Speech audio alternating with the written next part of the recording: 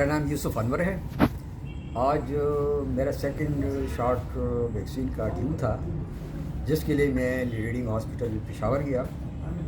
वहाँ पे मुझे ज़िम्मेदार अफराद ने बताया कि वैक्सीन की सेकंड शॉट जो है वो पूरे पख्तूनख्वा में अवेलेबल नहीं है। तो रियासत को अगर एक तरफ लॉकडाउन और इन चीज़ों की बात कर रही है तो ये एक नहायत ही ख़तरनाक सूरत हाल है कि वो इस चीज़ की ज़िम्मेदारी भी कबूल करे कि ये सिलसिला तसलसल से जारी रहे।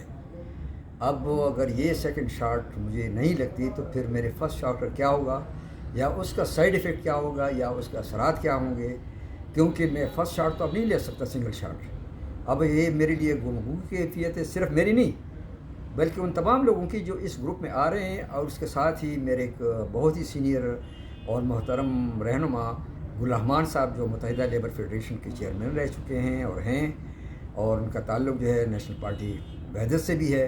तो वो बेचारे भी 4 से आए थे और वो भी अपने फैमिली समेत जो है वापस चले गए। तो ये एक इंतहाई तकलीफ़ दह अमल है, क्योंकि रमज़ान में और फिर इस वक्त इस सूरत हाल में इसका न होना, इसका मकसद ये कि उन्होंने साफ तौर पे कह दिया कि खैबर पख्तूनख्वा के किसी जगह पर भी, किसी हॉस्पिटल में भी ये सेकंड डोज अवेलेबल नहीं है।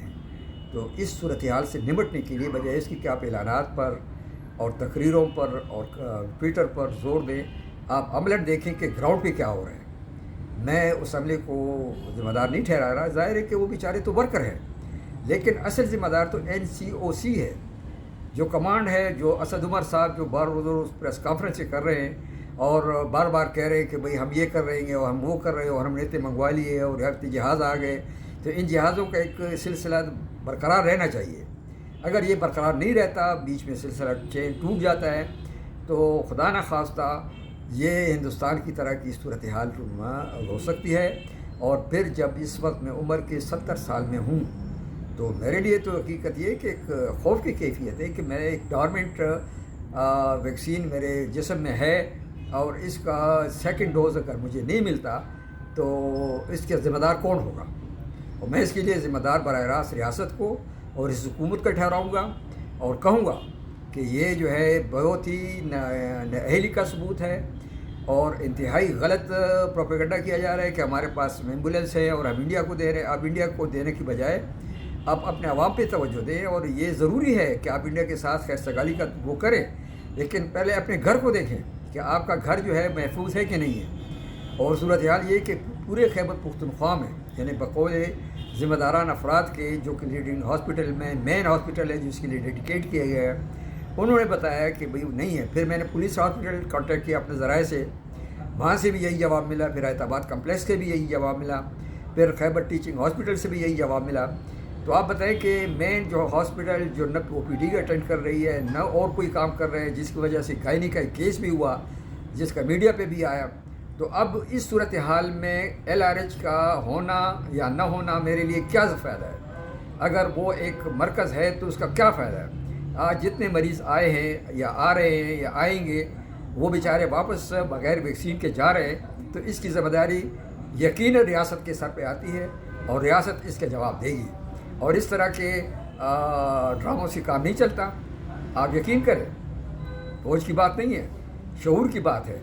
आप तो लोगों को ज़िम्मेदार ठहरा रहे हैं कि मास्क पहने, फलाना करें, ढिमकारा करें, लेकिन आपके पास अमलन आप फेल हो चुके हैं। इस चीज़ से निपटने के लिए बुरी तरह आप नाकाम हो चुके हैं। इमरान खान, आपके पास कोई बाकायदा इंतज़ाम नहीं है। उसके लिए होना ये चाहिए था कि आप आर्मी स्टेडियम को खोलते, कहीं स्टेडियम को खोलते, खुली जगह पर आप कैंप लगाते और इस तरह के आप देखते कोई चेन की क्या सूरत है। सप्लाई चेन सही है कि गलत है, इसके बगैर जो है इस चीज़ को से निपटना मुश्किल है। ये वार फुटिंग में भी आप करेंगे तो भी आपको कम से कम 10 साल और लगेंगे कि वैक्सीनेशन के लिए। पहले तो लोग तैयार नहीं थे, जब तैयार हो गए तब आप वैक्सीन अवेलेबल नहीं है। तो ये इंतहाई अफसोस की बात है।